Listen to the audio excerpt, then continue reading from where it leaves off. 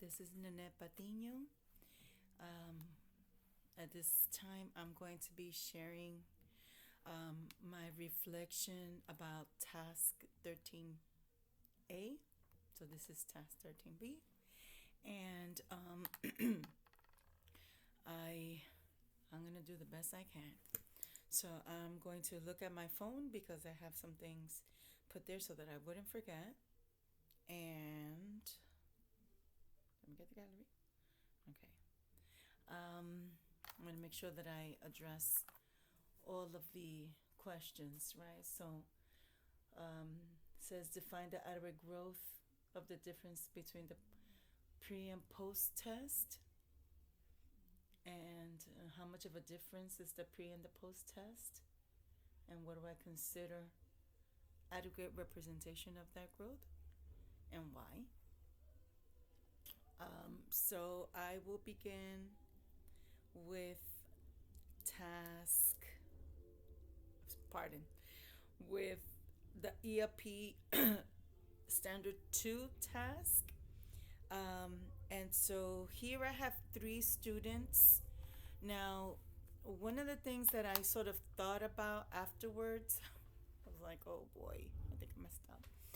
Um, but these students, although they didn't have a negative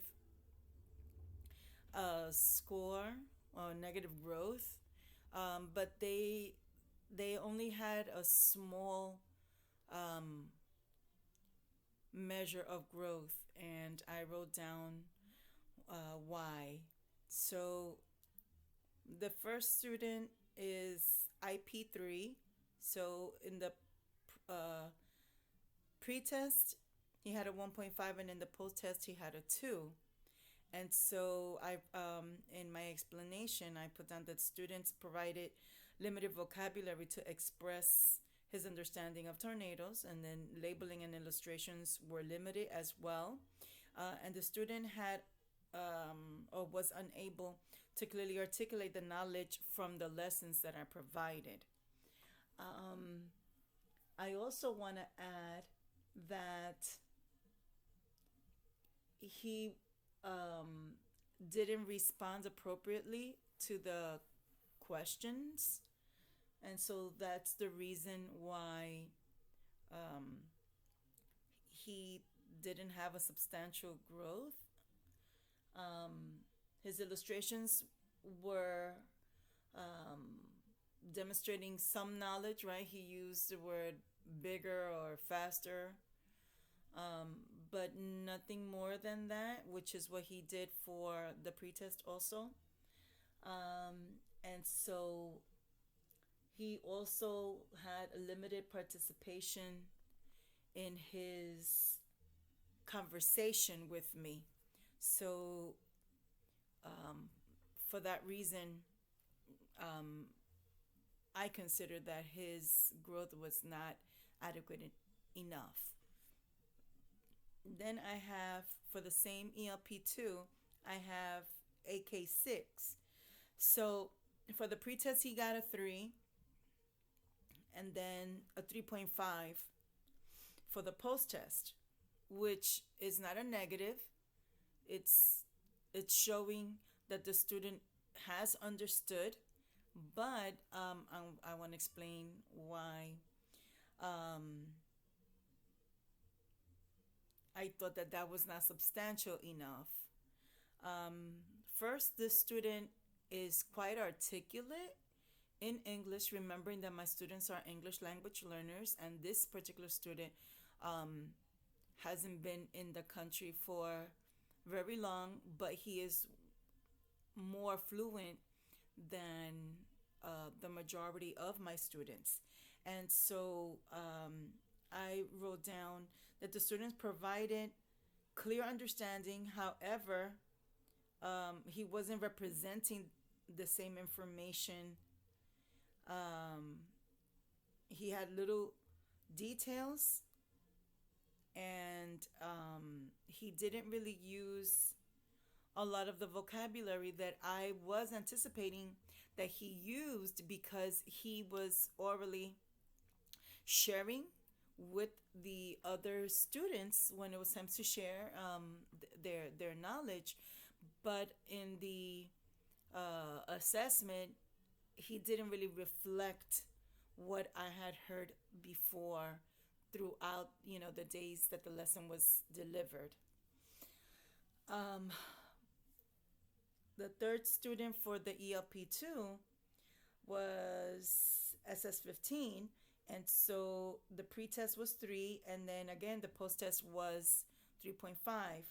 So in my explanation, I said that the student did not demonstrate adequate growth due to limited clarity of the knowledge for that task, and that the student added little information to the assessment after being presented with the lessons and using specific language supports.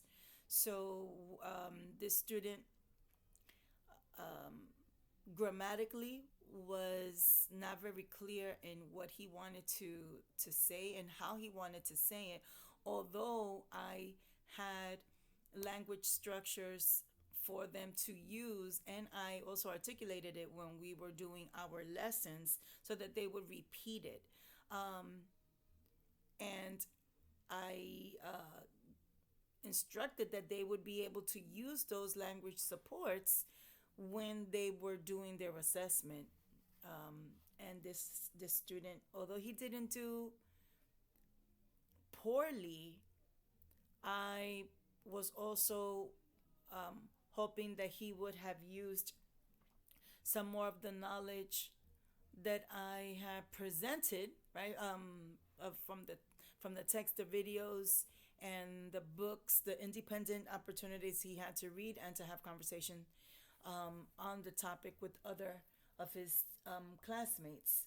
So I also said that he could have added more relevant details, which is what that standard is telling me for um, 3.5, right? So that's why I gave him a 3.5. So that was one of the things that that he did. He added a relevant detail. It wasn't a substantial detail, nothing that I would say, okay, so he's using the vocabulary so that he can really express his understanding of that content, and in the context in which it would go. Um, but I I thought that he would be able to build on others, and so he didn't demonstrate all of that skill and ability at the post test. And so that's why I consider for him that the 3.5 wasn't that adequate growth. Although he did well, but I don't know if you would think that that was a little bit more than what I should view, but um, this is just this is my thinking. Next, I want to talk about the ELP 3. And for the ELP 3, there was one student, IP 3. Pre test score was a 1, post test score was a 1. So there, clearly we see no adequate growth. Although the information that he gave was a little different, the post test from the pretest, but it wasn't something that we can attribute to the actual lessons that I provided in the instruction. So that's that's the reason why. So it was just the fact that he okay, so he is a student that has different academic needs, and so I provided him with the scaffolding. I shared um, his idea, right? And I scribed for him. I helped to read the questions that would determine how he was going to respond to the activity. But he did not independently show what he knew, and so his engagement was lacking. His focus was also an issue, and so I thought that even what the rubric was saying, he still wasn't really reaching it. So he couldn't deliver a short presentation. I asked,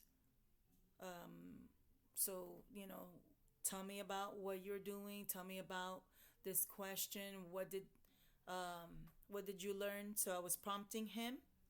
I used visuals to guide his thinking, but he was unsuccessful in that as well. And although he communicated in simple sentences, he was unable to compose anything in writing to support what he knew. And so that's the reason why he had a zero score. And there was no growth. Um, Also, as I continue, I'm going to share with you what I have for the ELP 9 tasks. So here I have two students, and so one student is IEP 3, again, pre-test 1 and post-test 1.5. So here I said that the student was able to demonstrate some knowledge of the topic, but was unable to complete the assessment in a timely manner. Student received teacher and peer support but demonstrated limited understanding to engage in the task even with that support. Student had time, student has time in different resource areas, meaning he is a resource student, he gets different supports, pull out services, and sometimes that infringes upon my time with him as well. But even with that, he wasn't able to complete the task in the same way that the other students did, and he needed lots of redirection, sitting next to me, sitting away from me, sitting with a classmate, just using different opportunities for him to stay on task and to have support. And here I want to just add that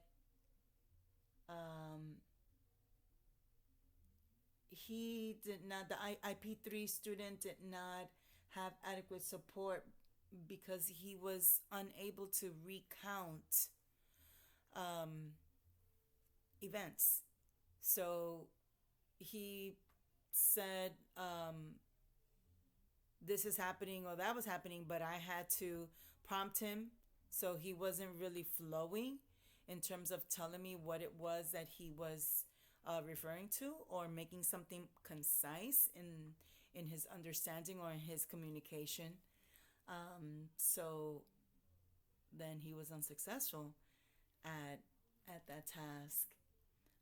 And then the second student that I put down here for inadequate growth was AM8. So the pretest was a 1, but the post-test score was a 0.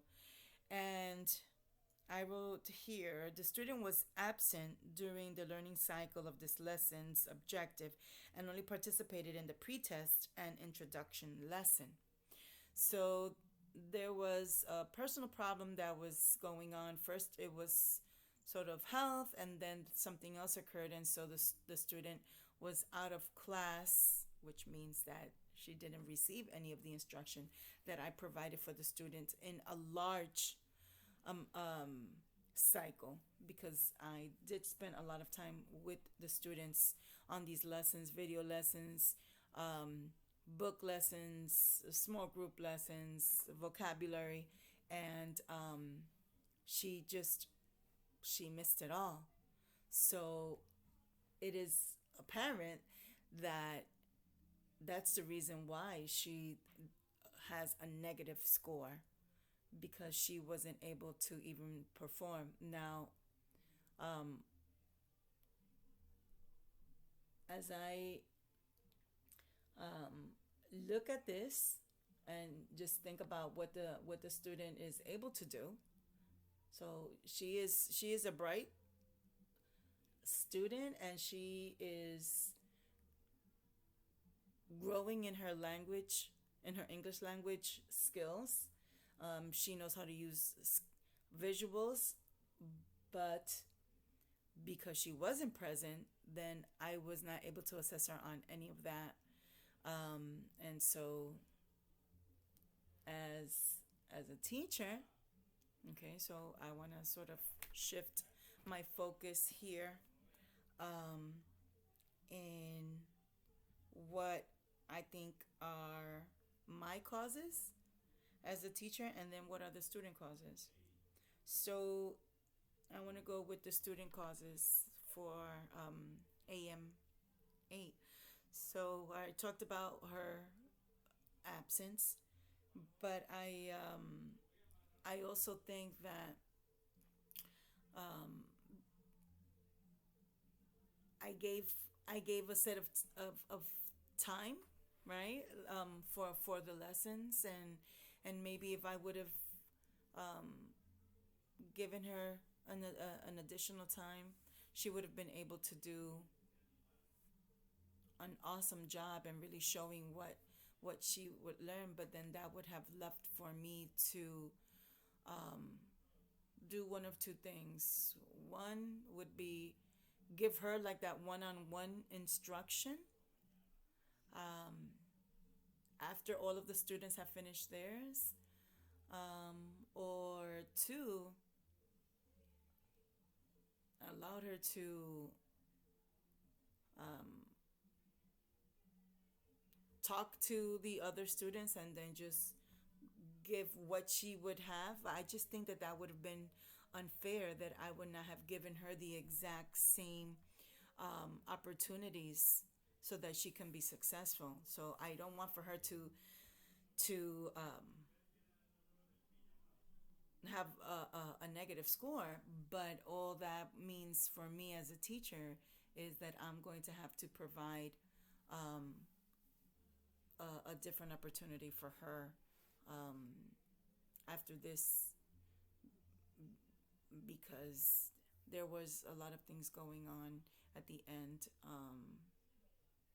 of the week, and she missed a few days out of this last week that happened, when the students were already wrapping up all of their work, and I was already grading it and assessing it.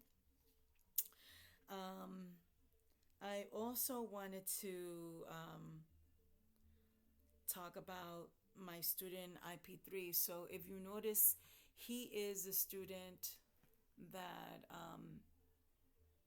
is rather low across the board in all areas, and I mentioned how he receives um, different services, and I provided additional supports for him.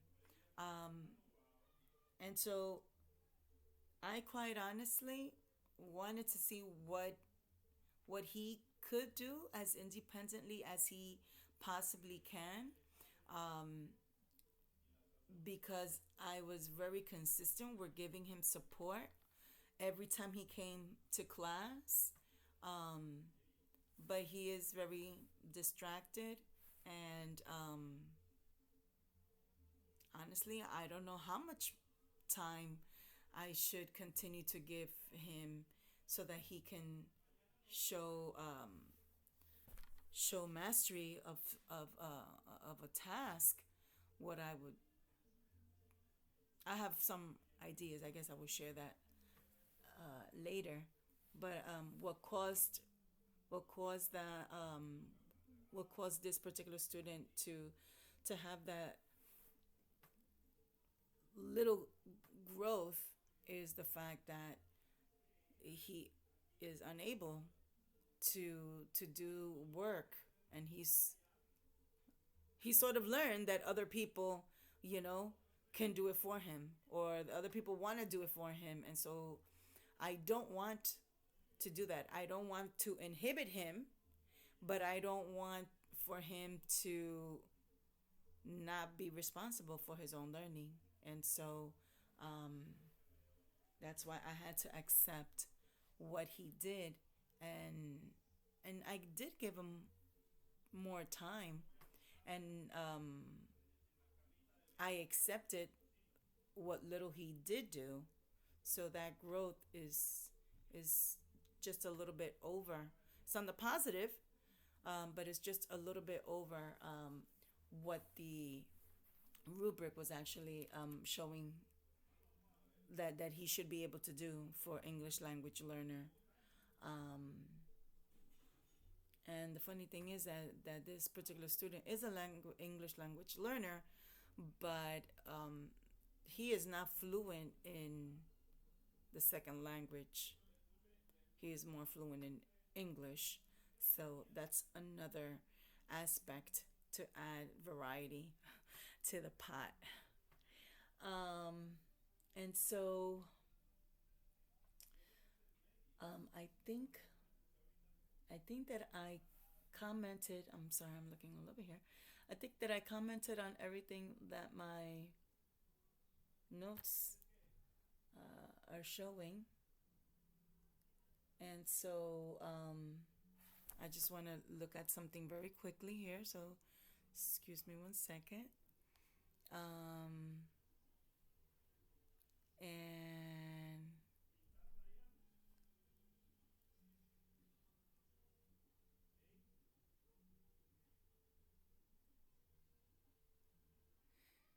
so the difference from the post test and the pre test um, was that most of the students were able to just go into that next level of proficiency with one or two of the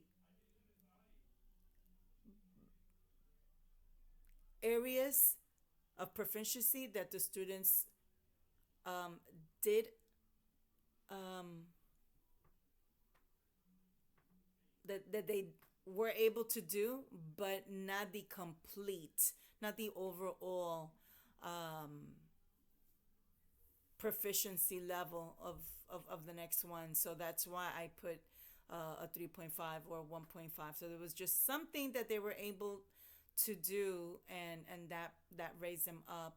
The significance of that on the 1.5 or on the 1.5 from the 1 to the 1.5, sorry, is just significant. But for the students that have had the 3 to the 3.5, um, they were showing adequate growth, again, like I said, but based on their attendance and their engagement in the class, their conversations with each other, and the amount of text and instruction, got the specific instruction that I gave them, I was expecting for the students to demonstrate more mastery than they actually did.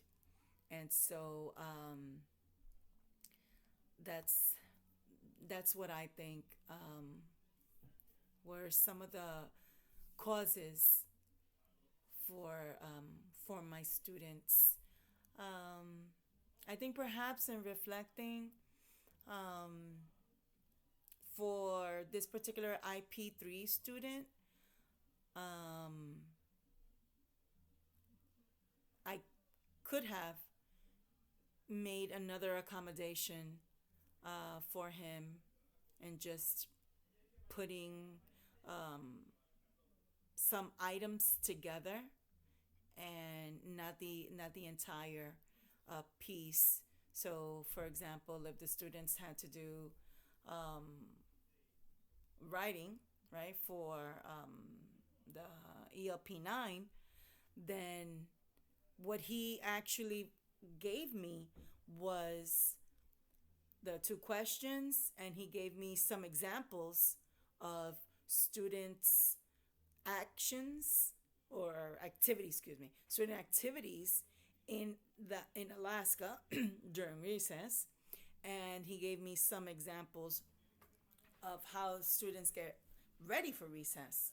So I accepted that, and I knew that he was not going to be successful at writing the sentences. And even if I wrote the sentence, um, it was going to be very limited. So that's something that I guess I could have done different and just have the sentences ready for him and then have him cut it out and just put it beside the pictures so that he can sort of express that thought. So that could have made a difference for this particular student. So moving forward, those are some of the things that I would do. And with the student that had that negative score because she didn't complete the task, um, then giving her the opportunity to complete the task. Um, but it would have to be in a shorter period of time. So maybe also having to modify that task so that she can have an opportunity to show some level of mastery and adequate growth from her pretest to the post test, would be my next moves. Okay, thank you.